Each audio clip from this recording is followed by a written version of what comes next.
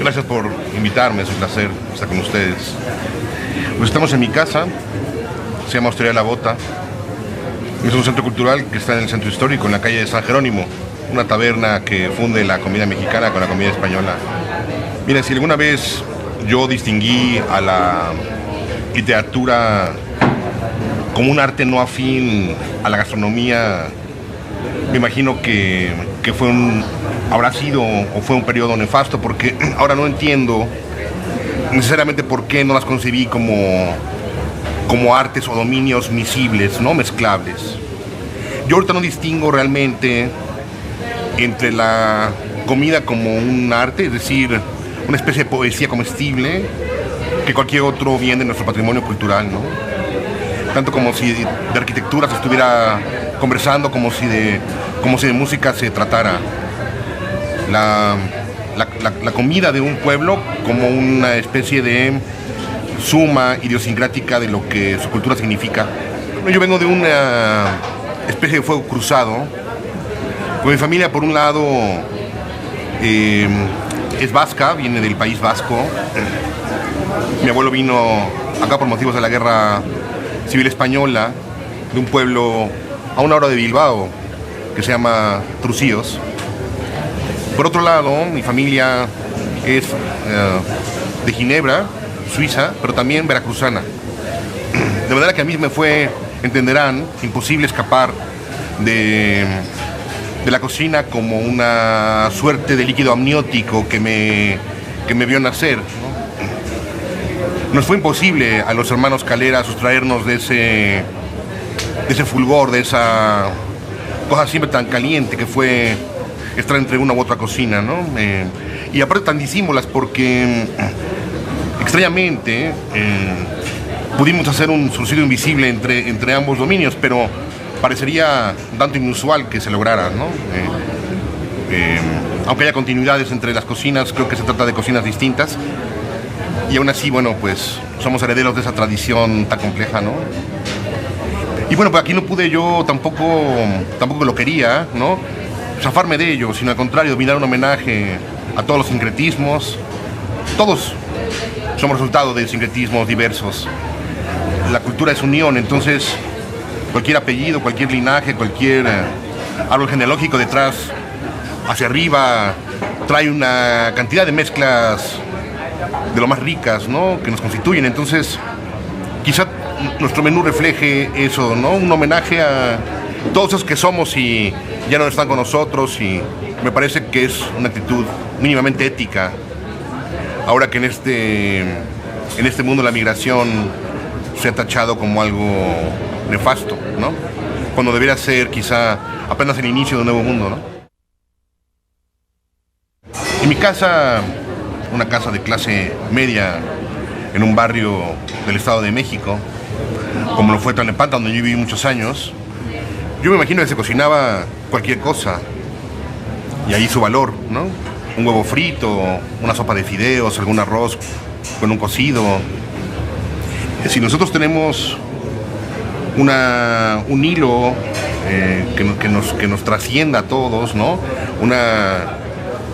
una herencia transversal que nos engarza a todos, es la comida, ¿no? Muy probablemente, aunque no lo queramos ver muchas veces, se come lo mismo en toda la República, ¿sí? Los fogones huelen a lo mismo en todas nuestras cocinas, con alguna u otra variación. Seguramente las cuaresmas fueron iguales en todas partes. Las navidades tampoco tienen muchos cambios.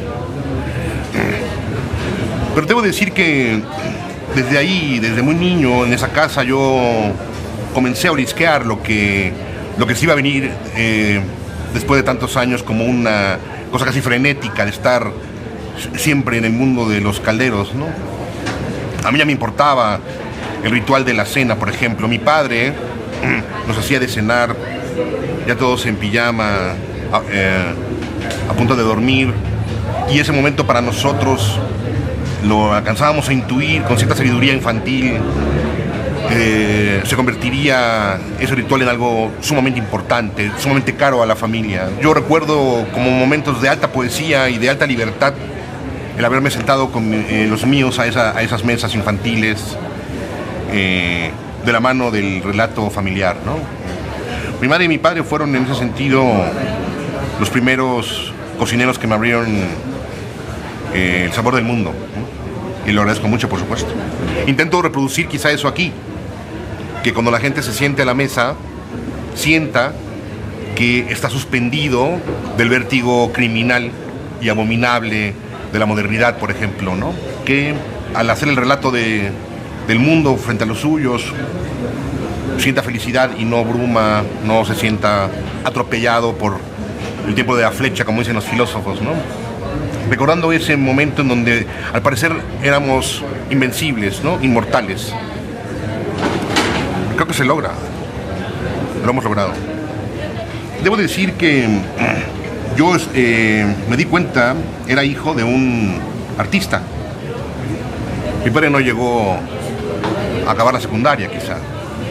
Me tardé tiempo en darme cuenta que yo estaba frente a un alquimista, al menos, ¿no?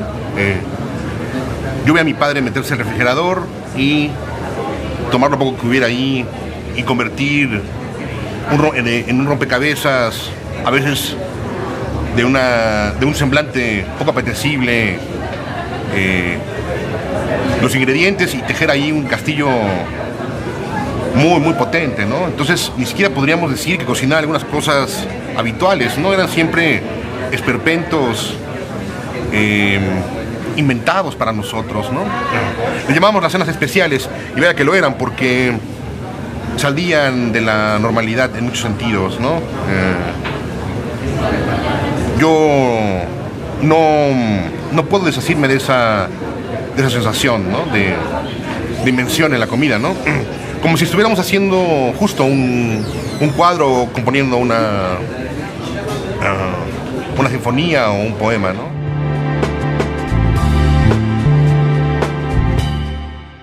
Describir sobre comida como hacer de comer, con libertad y valentía, mezclando sin miedo todos los géneros posibles: ensayo, cuento, crónica, poesía, periodismo, entrevista. Porque solo así se escribirá un texto que pueda contener la misma belleza que una comida contenga. Escribir sobre comida livianamente, si así es la comida que intenta uno estudiar. Escribir sobre comida densamente, si así es de espeso nuestro referente. Escribir sobre comida como si un platillo al comensal se sirviera.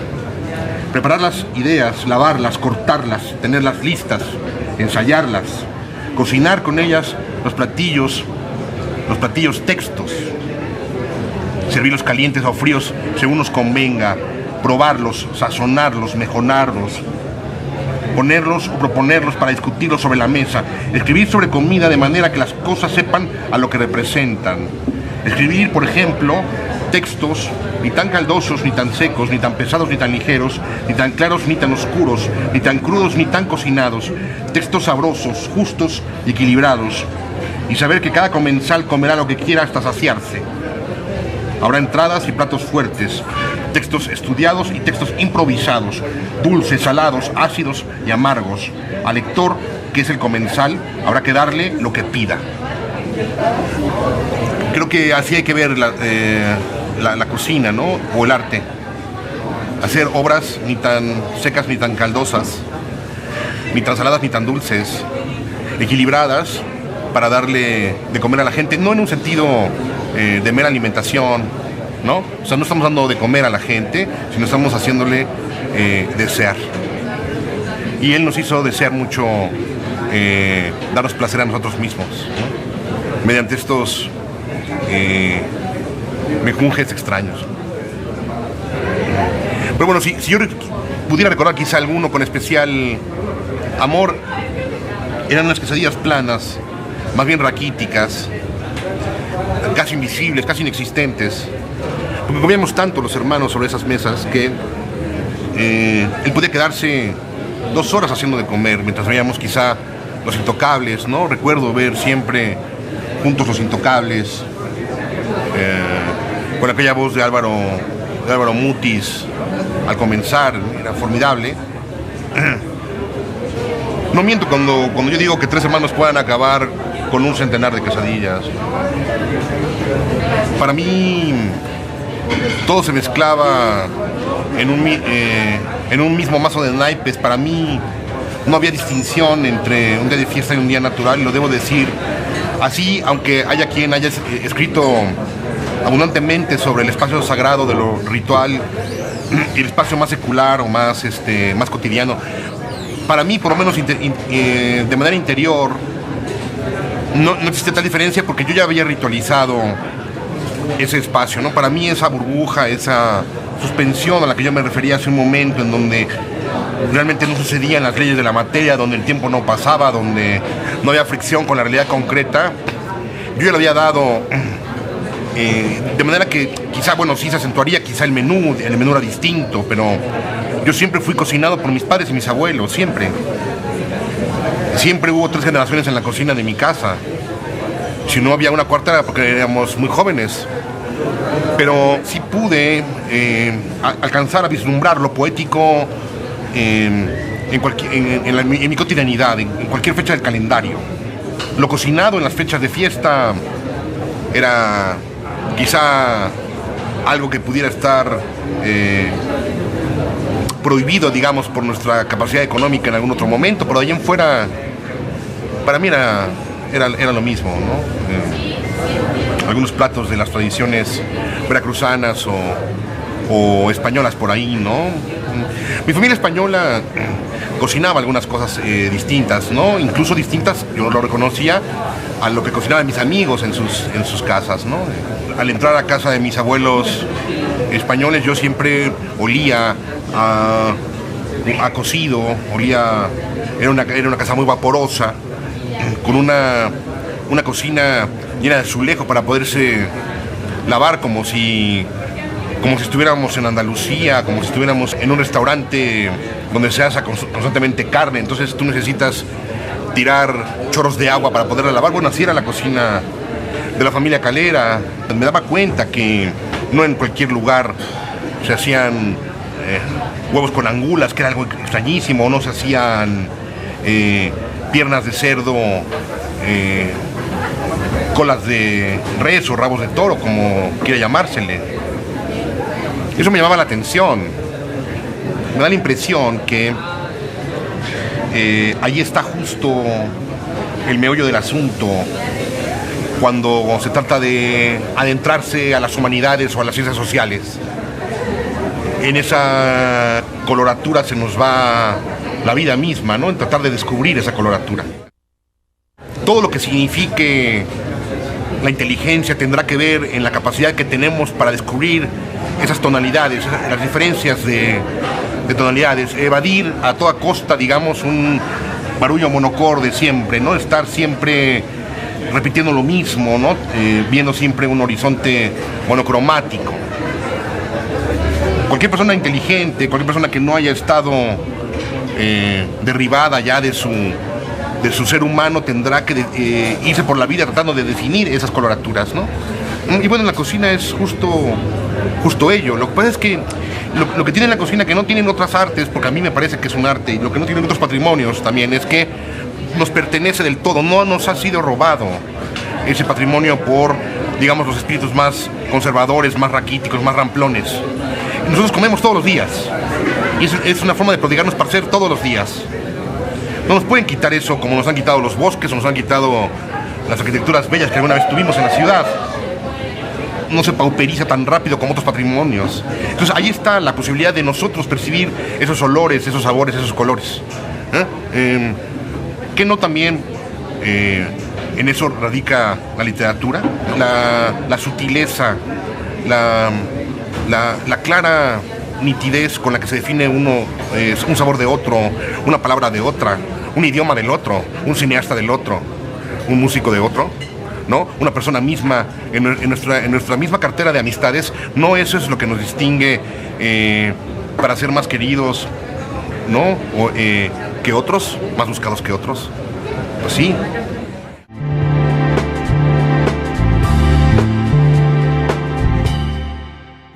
Se requiere que los ciudadanos que vivimos la realidad de los vencidos levantemos zonas temporalmente autónomas, a decir del poeta y filósofo Joaquín Bey, de templos seculares que permitan ir rompiendo el hielo de este trauma cultural que ha olvidado la felicidad de eso que llaman pueblo, y somos todos, el bienestar social. Y no debiera ser tan difícil dicho cambio epistemológico. Nosotros sabemos lo que queremos: vivir libremente y gozar de la vida en colectivo, en casas, clubes, sociedades, tabernas, restaurantes, hoteles, plazas que nos cuiden el sueño. Y no hay tiempo que perder. Por eso es necesario comer y no sufrir más, beber y no sufrir más, conversar sobre el otro y no sufrir más. Porque hacer amor, en un juego de palabras de sentido profundo, no depende exclusivamente de un acto sexual, sino de un acto colectivo que compromete una serie de concatenaciones, de sensibilidades y empeños. Hay que hacer poesía para hacer amor, y así atreverse al espacio público, limpiarlo de todo polvo y paja mental. Construir amor es la tarea más compleja que se le ha encomendado a los hombres, porque imantar la realidad de poesía era cosa de dioses hasta que llegamos nosotros a la escena. Debemos pedir, pues, la emancipación de nuestras vidas, dejar el peso muerto, dejar el lastre que nos han colgado al volvernos autómatas, dejar por fin este maldito desastre, exigir se instaure de una u otra manera la humedad, el advenimiento de este sueño.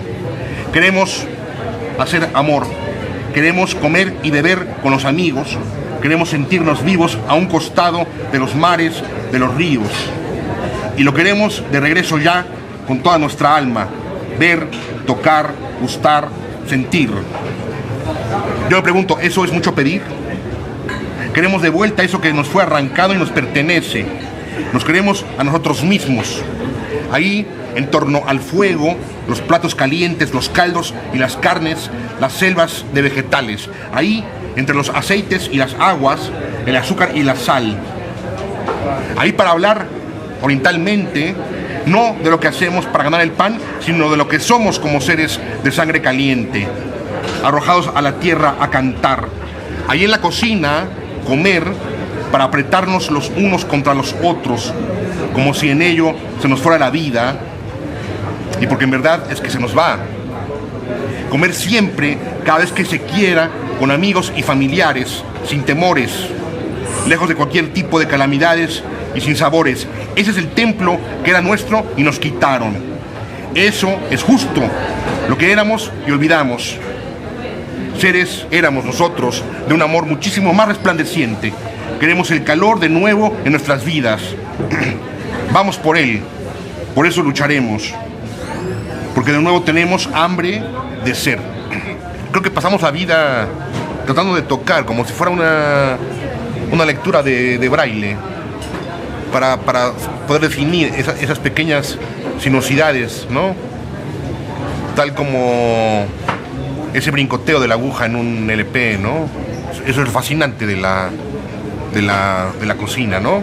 Porque allá adentro, aunque no lo podamos ver quizá a golpe de vista, sucede quizá lo que el disco de Newton, ¿no? Que está girando esa cocina a toda velocidad y la vemos de color blanco, pero si nosotros frenáramos un momento las cosas, si nosotros pudiéramos frenar un momento las cosas, veríamos esas coloraturas abrirse paso en esta organoléptica, ¿no? En esta sinestesia.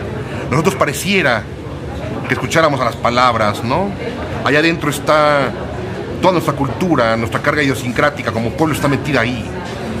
Por eso la cocina también es liberación, es resistencia, es llamado a la acción, es beligerancia también, ¿no? Ahí nosotros estamos como pueblos hundidos en ese caldo, en ese potaje. Ahí estamos nosotros ahogados en el sustrato cultural. Habiendo yo ya explicado que yo no encuentro ninguna separación entre la cocina y el arte. Yo cocino para comunicarme. Lo mismo sucede cuando escribo, sea novela o poesía. Yo cocino para comunicarme con el otro, para buscar la otra edad. Ahora, cuando yo ya estoy ligado a ese otro por medio de un platillo, lo que más me interesa es extraer mediante ese platillo el relato del otro. O, digamos, juntos construir un relato sobre esa mesa. No me interesa la idea de la comida sin que exista ese relato. Eso sería en todo caso la fast food. Eso no tiene que ver con la comida como un integrante de nuestro espíritu, sino como un objeto comestible. Cuando aparece el relato, es decir, pareciera que con el mismo vapor de lo que estamos comiendo, cuando se suscita ese relato, filosóficamente hablando, profundamente hablando, entonces en ese momento estamos comunicándonos como seres humanos, ¿no? Tú vas a decirme lo que eres, lo que te gusta, lo que dejaste de ser, lo que te enseñaron ser, lo que quisieras crear en un futuro. Y así, aunque dure 20 minutos, media hora, esa conversación ligada por un plato, ahí digamos que se cierra el círculo de todo código de actualización artística, ¿no? De comunicación artística. Es decir, ahí viene el goce estético. Que lo mismo pasaría cuando tú escuchas a Mahler, o cuando tú ves a Basquiat, o cuando tú escuchas un poema de André Breton. Ahí, ¿no? Se reúnen en un punto, ¿no? Todos los puntos, es como una especie de Aleph borgiano, y sucede la gran explosión poética cuando tú hablas después de haber probado lo que yo cociné. Es una forma de probarnos a nosotros mismos. Quien se come en realidad es uno al otro. Es una antropofagia y un hacerse el amor al mismo tiempo.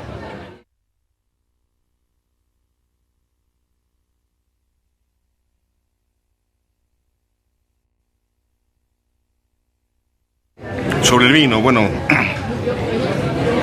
habría que pensar si no es que Dios hubiera tomado un tiempo para crearle a la embriaguez un pecado capital propio.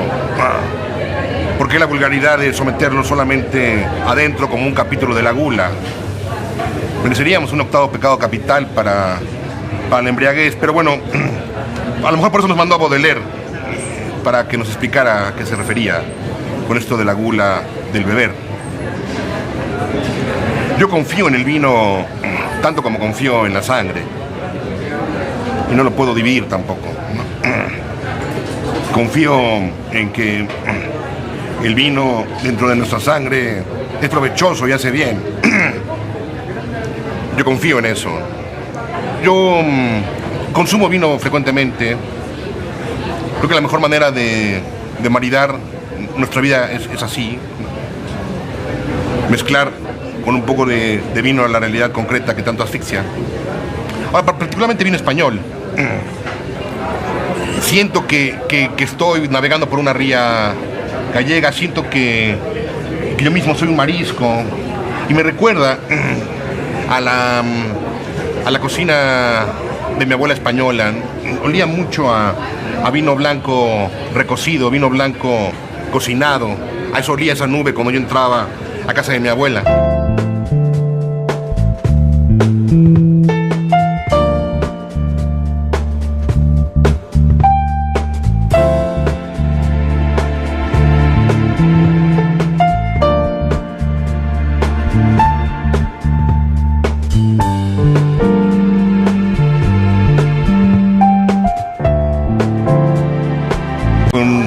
Habrá sido o fue un periodo nefasto, porque ahora no entiendo necesariamente por qué no las concebí como artes o dominios miscibles, no mezclables. Yo ahorita no distingo realmente entre la comida como un arte, es decir, una especie de poesía comestible, que cualquier otro bien de nuestro patrimonio cultural, ¿no? Tanto como si de arquitectura se estuviera conversando, como si de música se tratara.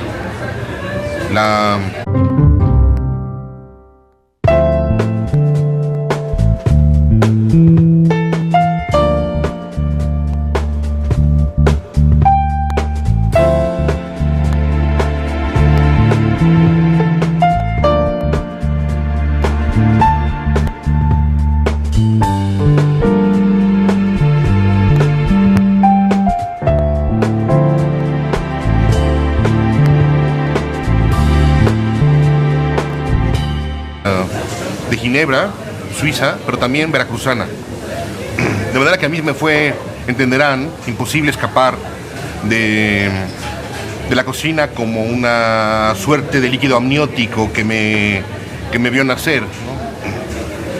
Nos fue imposible a los hermanos Calera sustraernos de ese fulgor, de esa cosa siempre tan caliente que fue estar entre una u otra cocina, ¿no?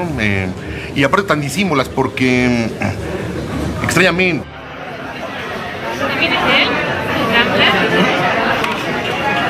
Gracias por invitarme, es un placer estar con ustedes. Pues estamos en mi casa, se llama Hostería La Bota. Es un centro cultural que está en el centro histórico, en la calle de San Jerónimo, una taberna que funde la comida mexicana con la comida española. Miren, si alguna vez yo distinguí a la literatura como un arte no afín a la gastronomía, me imagino que fue la comida de un pueblo como una especie de suma idiosincrática de lo que su cultura significa. Yo vengo de una especie de fuego cruzado. Con mi familia, por un lado, es vasca, viene del País Vasco. Mi abuelo vino acá por motivos de la Guerra Civil Española, de un pueblo a una hora de Bilbao, que se llama Trucíos. Por otro lado, mi familia es